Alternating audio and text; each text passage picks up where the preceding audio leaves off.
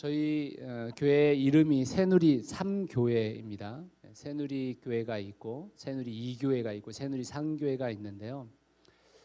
새누리 교회는 1995년에 김동명 목사님과 10여 명의 성도들이 함께 개척한 교회입니다.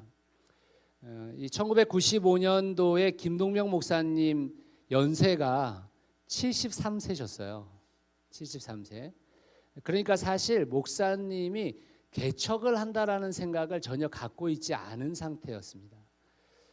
김동명 목사님은 이 미국의 LA에 2개의 교회를 이미 개척했었고 또 남미에 5개의 교회를 세웠던 분이셨거든요.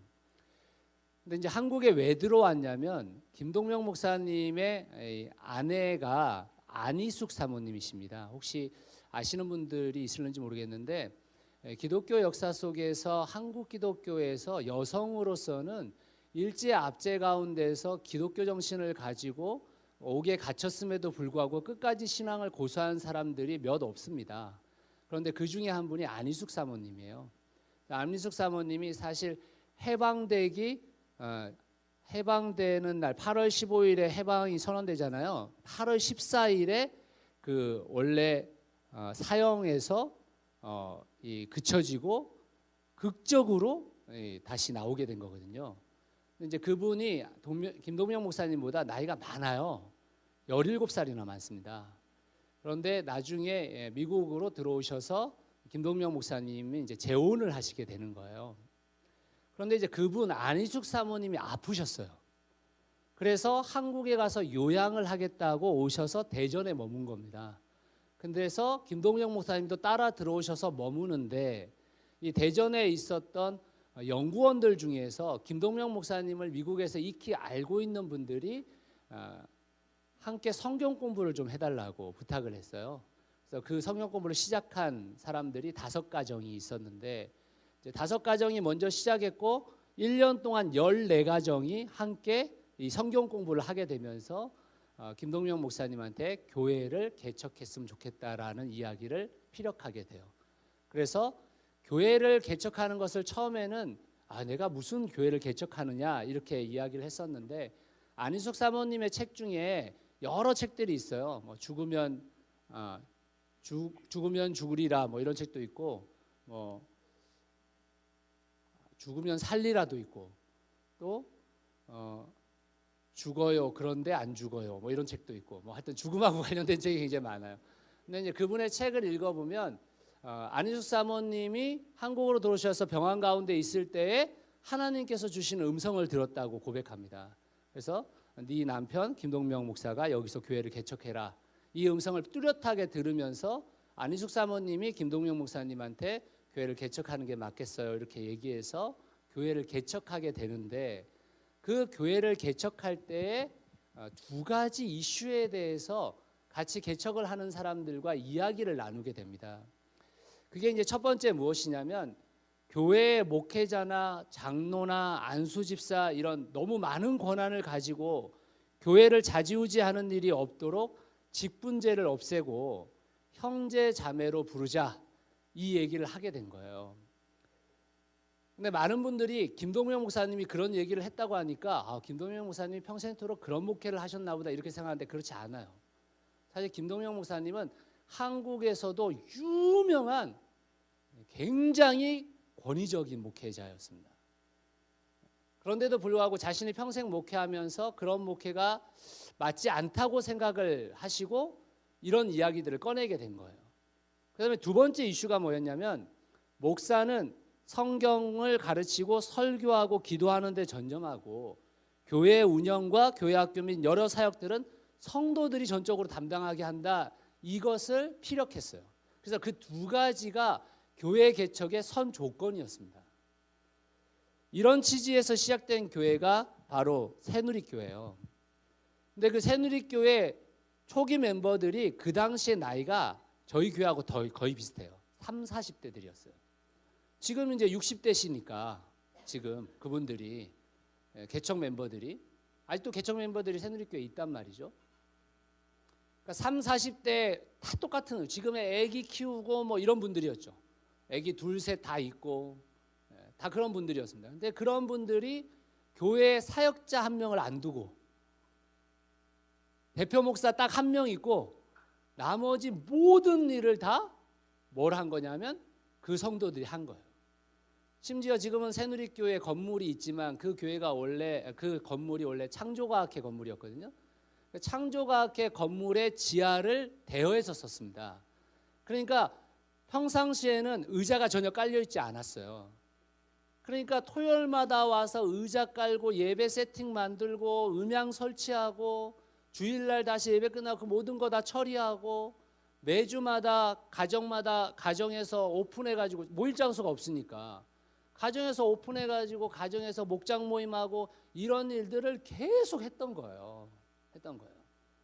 그래서 새누리교회는 초창기에 부교육자가 전혀 없었습니다. 근데 이제 이후에 부교육자들이 좀 생겨졌죠. 그런데 제가 부교육자로 들어갔을 때가 2003년이거든요. 그때에도 부교육자들이 일반적으로 성도들하고 교제가 이루어지지 않았어요. 그냥 부교육자는 뭐였냐면 자기 부서 맡는 그런 역할이었어요. 제가 청년부를 담당하고 있었는데 청년부 식구 외에 장년을 제가 아는 사람은 2사람밖에 없었습니다. 교제하는 사람이. 청년부 부장. 그리고 돈 내주는 운영위원장. 이 2사람 외에는 실질적인 교제가 이루어지지 않을 정도로 성도들이 그만큼 거의 대부분의 일들을 감당했다는 거예요. 이제 그런 정신 속에서 시작되어진 이 표가 뭐냐면 착한 양 착한 목자이거든요. 착한 양 착한 목자. 착한 양 착한 목자의 표를 한번 보시죠. 헌장을 한번 보시죠. 헌장. 이게 헌장인데요. 같이 한번 읽어봅시다. 시작. 주님의 말씀을 통하여 하나님의 심정을 배우고 하나님을 즐거워하며 하나님을 기쁘시게 하는 삶을 살기는 원하는 성도들이 교회를 이루고 착한 목자 대신 예수님의 본을 따라 잃어버린 영혼을 찾으며 섬기는 착한 목자를 양성하는 교회. 이게 새누리교회 헌장이었습니다. 헌장. 지금도 우리가 이 헌장을 그대로 저희가 갖고 있죠. 그래서 저희 그 사무실 들어가는 그 벽에 높은 곳에 헌장들이 다 이렇게 기록되어져 있습니다.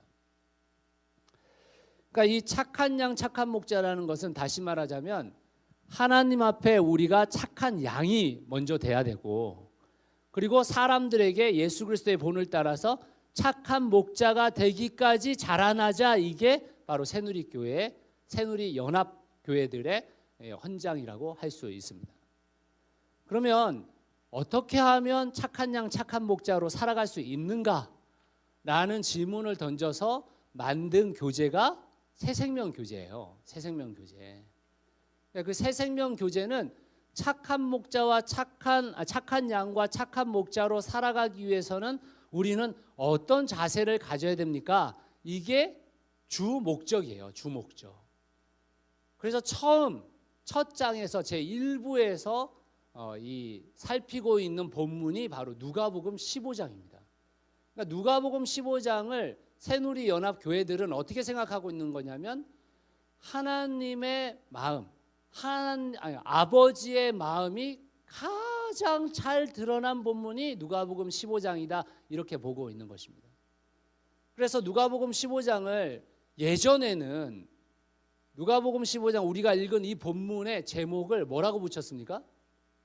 돌아온 탕자라고 붙였잖아요. 그런데 그것은 절대 제목이 아니라는 거예요. 왜냐하면 이 제목은 절대 탕자의 입장에서 이야기되면 안 되고 아버지의 입장에서 이야기돼야 된다는 거예요. 여기서의 주인공은 아버지지 탕자가 아니라는 것입니다. 아버지가 그 잃어버린 아들을 찾는 아주 중요한 포인트를 잡은 거죠. 이 포인트를 잡게 된 배경이 뭐냐면 그 앞에 2가지의 비유가 또 나온단 말이에요. 첫 번째 비유가 잃어버린 양을 찾고 찾아 나서는 목자잖아요. 그리고 2번째가 드라크마를 잃어버린 여인이 드라크마를 찾는 거잖아요. 그래서 3번째 비유가 돌아온 탕자라고 이름을 붙이자면 2번째 비유도 돌아온 드라크마라고 불러줘야 되죠. 첫 번째 비유도 돌아온 양을 비유를 해야 되는 거죠. 그러니까 이 세 가지가 똑같은 비유로서 똑같은 초점을 갖고 있으니까 뭐라고 말해야 되는 것입니까? 잃어버린 양을 찾는 목자, 그게 주인공이죠. 드라크마를 찾는 여인이 주인공이죠. 아들을 끝까지 기다리고 찾는 아버지가 주인공이라는 거예요. 그 아버지의 마음이 너무너무 소중한 거예요. 그게 새 생명에 담겨진 것입니다. 오늘 이야기를 한번 생각해 보세요. 둘째 아들이 아버지에게 재산을 나눠달라고 했어요. 근데 우리는 이렇게 생각해요. 아, 둘째 아들만 재산을 나눠줬구나 이렇게 생각하시죠. 그죠? 아닙니다. 아니에요. 두 아들에게 재산을 나눠줬습니다. 두 아들에게. 근데 이 둘째 아들만 어떻게 한 거예요? 재산을 처분했어요. 그리고 튀었어요. 여러분 한번 생각해 보세요. 왜 아버지에게 재산을 나눠달라고 한 겁니까? 자기 마음대로 살고 싶은 거지. 자기 마음대로. 아버지를 또 떠났어요. 그 마을에서도 자기 마음대로 살 수도 있잖아. 그런데 아버지를 떠났어요? 아버지가 굉장히 부담스럽게 느껴지는 거죠. 그렇죠? 그러니까 사실 이 아들에게 아버지는 귀찮고 성가신 존재가 되는 겁니다. 일반적으로 유산이라는 것은 부모가 죽을 때 나눠주는 것인데 유대법에 의하면 죽기 전에 나눠줄 수는 있어요. 그런데 처분은 안 됩니다. 처분은 안 돼요. 근데 이 둘째 아들은 처분까지 했어요. 그리고 다른 나라로 간 것입니다. 이때 아버지의 마음이 어땠을까? 아버지의 마음이. 어떻게 김진태 형제님 어떻게 두 아드님이 계신데 둘째 아들이 도윤이가 호적에서 파야 돼. 네. 쉬운 문제가 아니잖아요. 아버지 입장에서도. 근데 이 아들은 먼 나라로 갔어요. 그리고 어떻게 살았다고 성경은 표현하냐면 허랑방탕하게 살았다 이렇게 표현하고 있습니다. 이 말은 자신의 마음대로 인생을 낭비했다는 말이잖아요. 그 결과 둘째 아들은 형편없는 궁핍이 자기에게 찾아왔어요. 그래서 돼지를 치는 사람이 됐고 돼지가 먹는 지업 열매를 먹으려고 했던 사람인 거죠. 뭐 여러분 잘 아시겠지만 유대인들은 돼지를 부정한 동물이라고 여기기 때문에 사실은 돼지를 쳤다 이 말은 이방 땅이다 이런 말이잖아요. 그렇죠? 이방인 밑에서 종살이를 했다 이런 말이거든요. 지금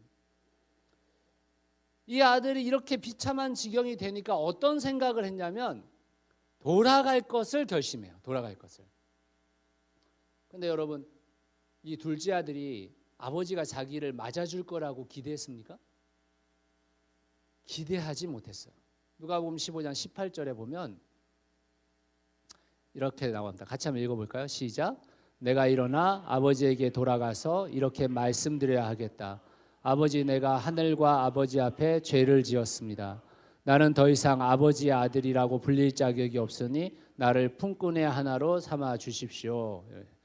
이 아들은 단지 자신을 품꾼, 이게 둘로스라는 단어잖아요. 종이라는 말이잖아요. 그러니까 나를 노예로 삼아 주십시오 이런 말이에요. 종으로 삼아 주십시오 이런 말이죠. 그러니까 부모에게 불효하는 것은 구약에 있어서 굉장히 큰 죄거든요. 돌로 쳐 죽여도 되는 죄인 겁니다. 돌로 쳐 죽여도 되는 죄. 그러니까 이런 불효자식을 아버지께서 용서하실까? 안 하실 거야. 이렇게 생각하는 것이죠. 그러나 이 아들이 아버지의 집으로 돌아가기를 결심했어요. 그 결심은 사실은 아버지를 위해서는 아니에요. 자기가 먹을 게 없고 궁핍하고 힘드니까 돌아가기로 한 것이죠. 그저 아버지의 품꾼 하나로 써주기를 구했단 말이죠. 이렇게 기대하지 않고 있는 이 아들. 그런데 그 아들이 돌아서서 아버지의 집으로 향했을 때 성경은 뭐라고 기록하냐면 상거가 먼데, 다시 말하면 집이 저 멀리 있는데 아버지가 나와서 기다리고 있죠. 그리고 아들이 아버지를 못 알아보는 그 지점에서 아버지는 아들을 알아보죠. 그렇죠? 완전 거짓골이었을 텐데, 그렇죠? 그런데도 불구하고 알아본단 말이에요. 그리고 뛰어갑니다. 달려가요. 그리고 아들을 끌어안죠. 그리고 입을 맞춥니다. 이게 아버지의 마음이에요. 아버지의 마음.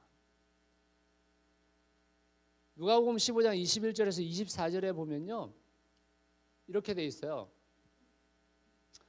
아들이 아버지한테 자기가 준비한 말을 하려고 하는 거예요. 아버지, 내가 하늘과 아버지 앞에 죄를 지었습니다. 이제부터 나는 아버지 아들이로 불릴 자격이 없습니다 라고 말했는데, 그 다음에 한 말이 있어야 되죠. 그 다음 준비한 게 또 한 마디 있죠. 뭐예요? 저를 종으로 삼아. 이 말은 하지도 못한 채 아버지가 바로 22절에서 아버지는 그 말을 듣지도 않고 어서 가서 좋은 옷을 꺼내서 그에게 입히고 손에 반지를 끼우고 발에 신을 신기라고 이야기해 주고 있는 거죠. 이 장면을, 누가복음 15장의 이 장면을 창세기의 요셉이 이제 총리가 될 때의 그 장면과 똑같은 장면이라고 보고 있는 것입니다. 똑같은 장면. 총리에게 겉옷을 입히고 인장을 끼워주고 하잖아요. 신을 신긴다라는 것은 무슨 말이에요? 신을 신긴다? 종이 아니다, 이런 말입니다. 종이 아니다.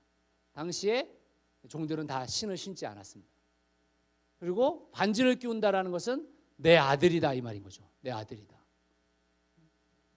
가장 좋은 옷을 꺼냈다는 것은 신분의 회복을 의미하는 거죠. 신분의 회복을.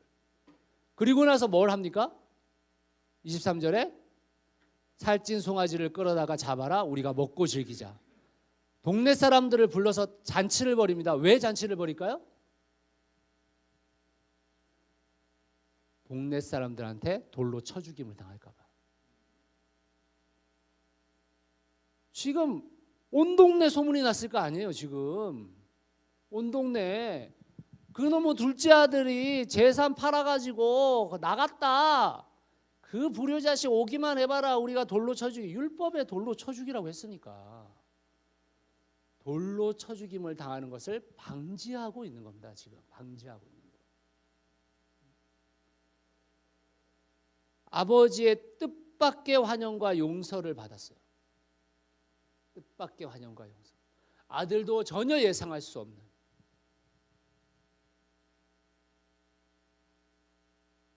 그래서 사실 누가복음 15장에는 탕자가 그 다음에 어떻게 됐는지 나오지 않지만 유추해 볼 때 새 생명은 이렇게 기록하고 있습니다. 그에게는 세 가지 마음이 생겼을 것이다. 첫 번째, 깊은 회개가 일어났을 것이다 라고 보는 겁니다. 깊은 회개가 일어났을 것이다. 두 번째로 감사의 심정이 생겼을 것이다. 감사의 심정. 그리고 마지막으로 이제 아버지를 기쁘시게 하며 살아야 되겠다는 헌신의 심정이 생겼을 것이다 라고 생각하고 있는 것입니다. 그 세 가지가 바로 착한 양, 착한 목자의 정신을 갖는데 매우 중요한 포인트인 거예요. 어떻게 우리가 착한 양, 착한 목자가 될 수 있습니까? 어떻게 하나님 앞에서 착한 양이 되어 그분께 순종하는 인생을 살고, 어떻게 그 착한 양으로서 살아온 인생이 다른 사람들을 착한 양으로 품어주는, 착한 목자로서 양을 품어주는 그 목자가 될 수 있습니까? 내가 용서받은 탕자라는 심정을 갖는 거예요. 내가 죽을 수밖에 없고 도저히 용서받을 수 없는 인생이었다라는 것을 고백하는 것입니다. 그래야만 착한 양, 착한 목자가 될 수 있는 거예요.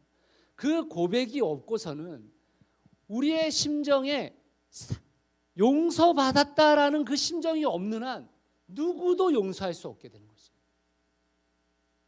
누군가에게도 착한 목자가 될 수 없는 것이죠. 또 어떻게 착한 목자, 착한 양, 착한 목자가 될 수 있습니까? 아버지의 마음을 아는 거죠. 아버지의 마음. 그 하나님 아버지의 마음을 안 자만이 착한 양, 착한 목자가 될 수 있는 거예요. 아버지의 마음을 모르면 착한 양, 착한 목자가 될 수 없는 것이죠. 이 탕자가 착한 양, 착한 목자로서 살아갔는데 착한 양 착한 목자로서의 이 변화를 기독교는 뭐라고 이야기하는 것이냐면 거듭남이라고 이야기하는 것입니다. 거듭남. 여러분 한번 생각해 보세요.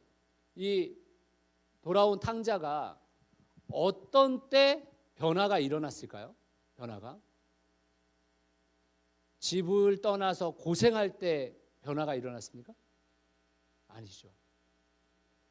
그것은 후회지 회개가 아니잖아요.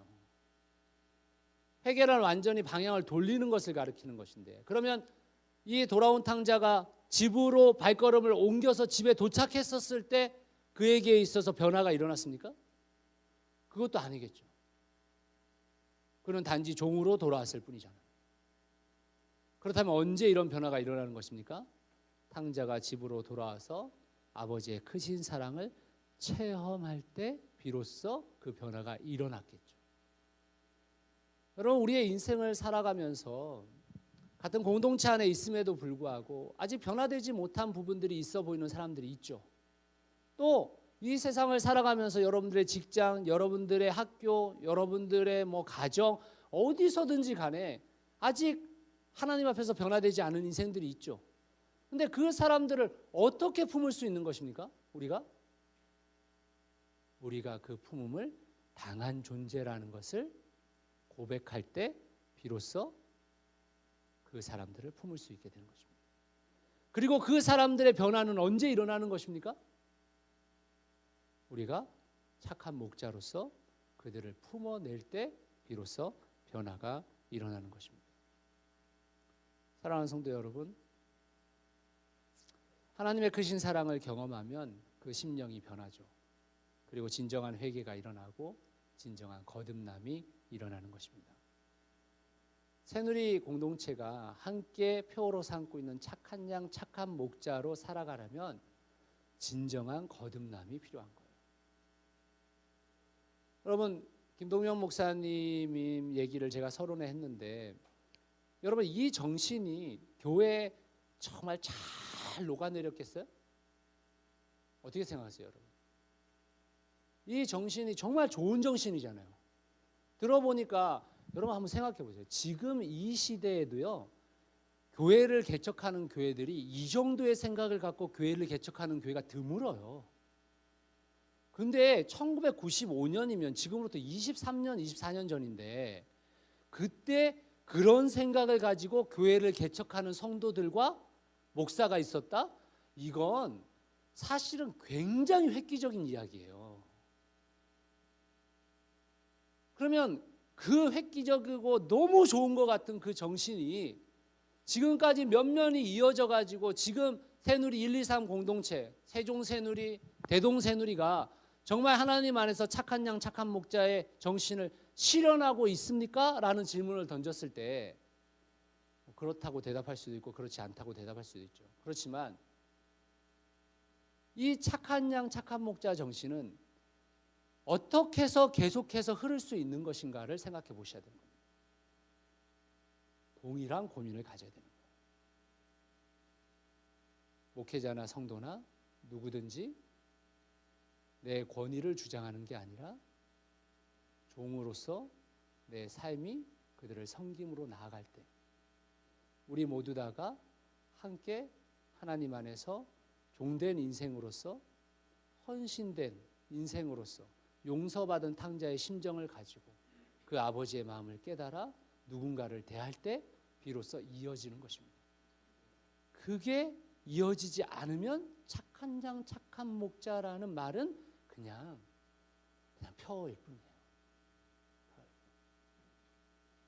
새누리 상교회가 2019년을 맞이하고 있습니다. 너무 중요한 거예요. 너무. 인간에게는요, 자아 발견이라는 이야기를 할 때 세 가지 이야기를 한다고 해요. 첫째는 다른 사람이 나를 어떻게 보는가, 이거에 의해서 자아가 형성된대요. 두 번째는 내가 나에 대해서 어떻게 보는가, 이것이 자아의 굉장히 중요한 이야기랍니다.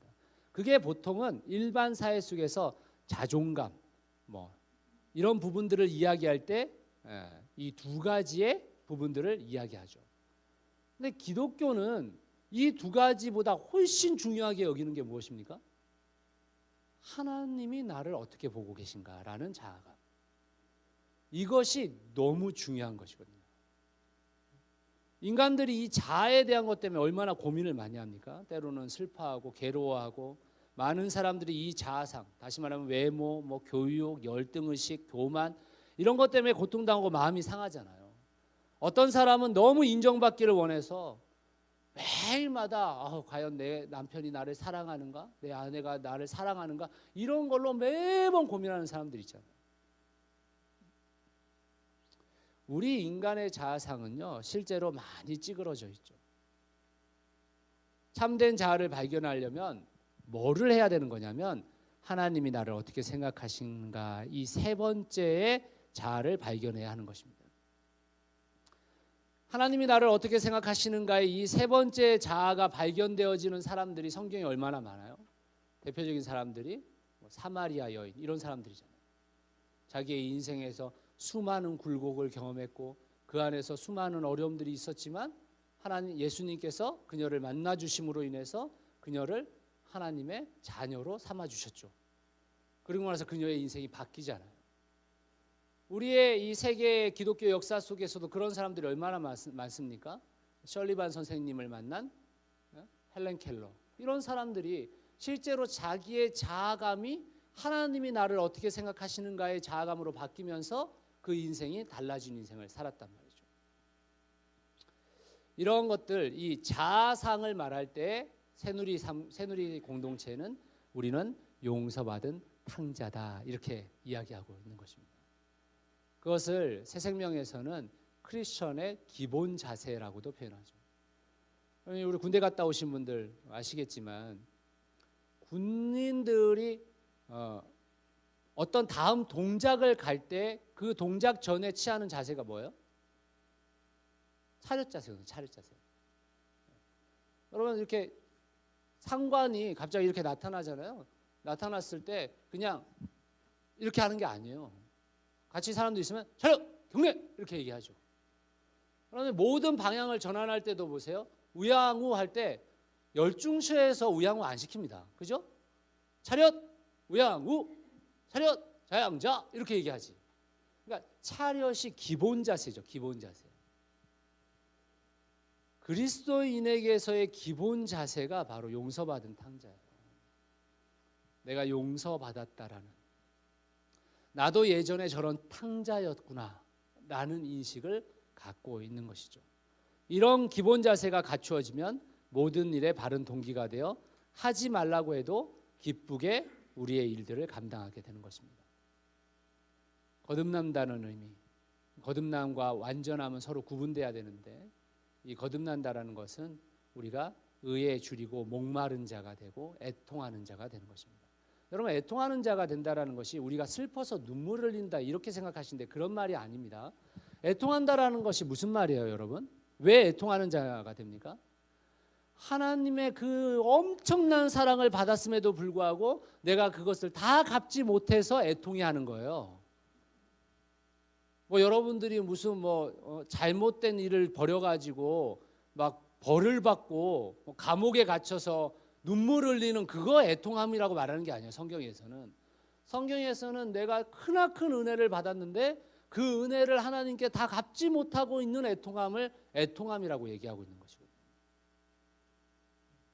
우리의 믿음이라는 게 뭡니까? 믿음이라는 게 하나님의 놀라우신 사랑을 깨닫고 그 사랑을 받아들이는 거잖아요. 받아들이는 거. 여러분, 한번 생각해 보세요. 아버지가 뛰어와가지고 막 입을 맞췄잖아요. 근데 둘째 아들이 왜 이래? 왜 이래? 이랬다고 생각해 보세요.